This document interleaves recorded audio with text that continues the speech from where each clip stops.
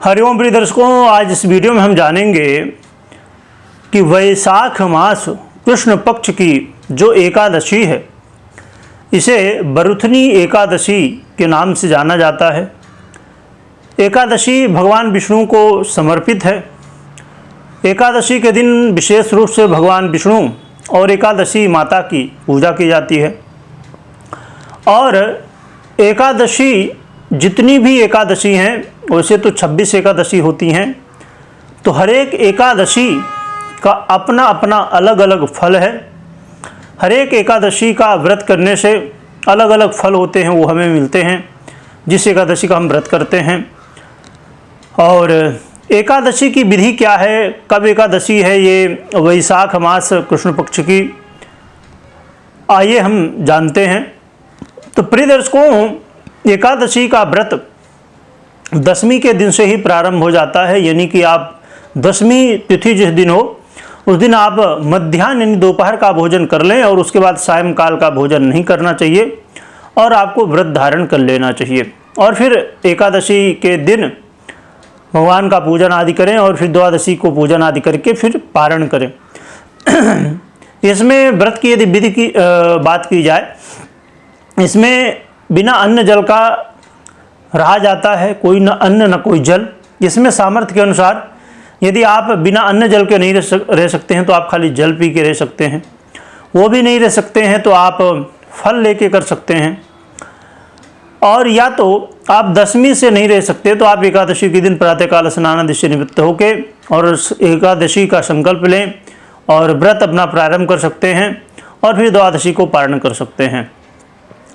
और कुछ लोग जो बिल्कुल ही नहीं कर पाते तो वो लोग, कुछ लोगों को ऐसा भी विधान है कि आप ऐसा कर सकते हैं कि एकादशी के दिन प्रातःकाल स्नान आदि करके और फिर संकल्प करके और फिर संध्या काल के बाद, सूर्यास्त के बाद आप अपना फलाहार भी कर सकते हैं। और यदि कुछ नहीं होता तो आप खाली अन्न ना लें, फल की चीज़ें या फलाहार की चीज़ें जो सभी, तो उनको ले सकते हैं। अन्न लेने से बचें, क्योंकि एकादशी के दिन अन्न का ग्रहण करना पाप माना जाता है।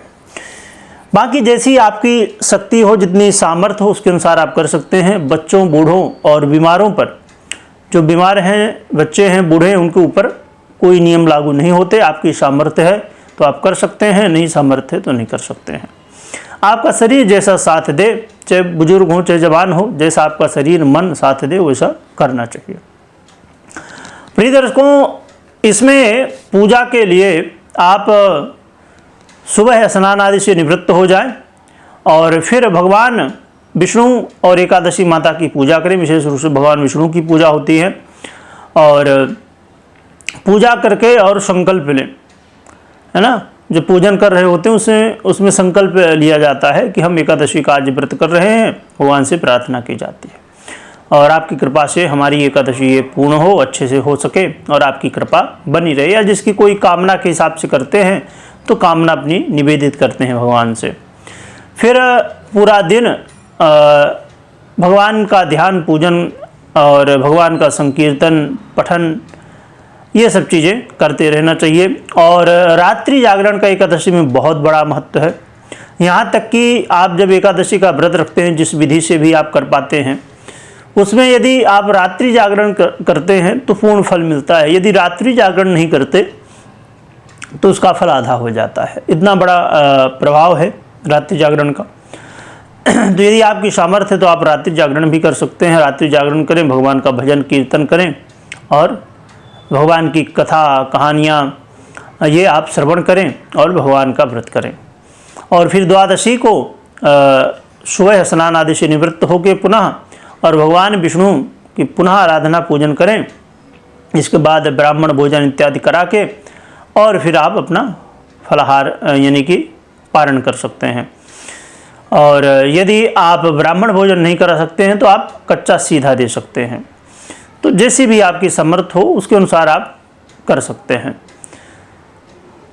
तो ये जो वैशाख कृष्ण पक्ष की वरुधनी एकादशी है, ये 2025 में थोड़ा सा कई बार कन्फ्यूजन हो जाता है, परंतु ये एकादशी गुरुवार को 24 अप्रैल को की जाएगी।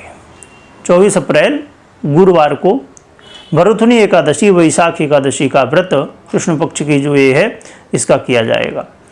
और फिर शुक्रवार को 25 तारीख को पारण किया जाएगा, परंतु द्वादशी आपको गुरुवार को ही मिल जाएगी, जिसकी वजह से पारण जो है तो थोड़ा सा जल्दी होगा।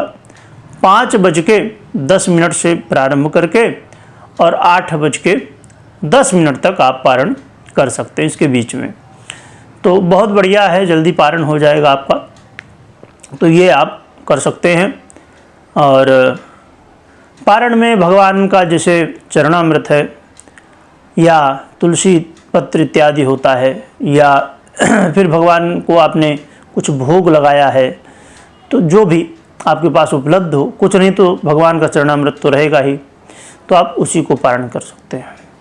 तो ये विधि है। और इस एकादशी का यानी भरथुनी एकादशी वैशाख एकादशी, ये कृष्ण पक्ष की जो एकादशी है, इसका व्रत करने से जीवन में जो व्यक्ति पाप कर्म किए होता है उसके सभी पाप नष्ट हो जाते हैं।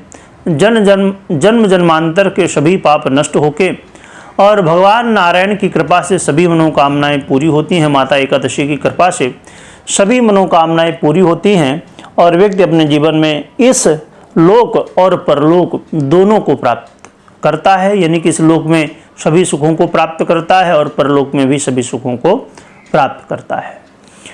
और इस दिन कथा भी की जाती है, एकादशी की आरती आदि की जाती है, भगवान विष्णु की आरती की जाती है। एकादशी माता की भी आरती आती है, वो भी कर सकते हैं। तो जैसी जो व्यवस्था हो, जैसी समर्थ हो वैसा करें। कुछ नहीं कर पाते हैं तो आप कोशिश करें कि अन्न ग्रहण करने से बचें और भगवान का खूब स्मरण करें। और यदि कोई शंका हो, कोई प्रश्न हो, तो आप कमेंट कर सकते हैं, जिससे आने वाले समय में आपको वीडियो के माध्यम से जानकारी प्राप्त हो सके। वीडियो देखने के लिए बहुत बहुत धन्यवाद।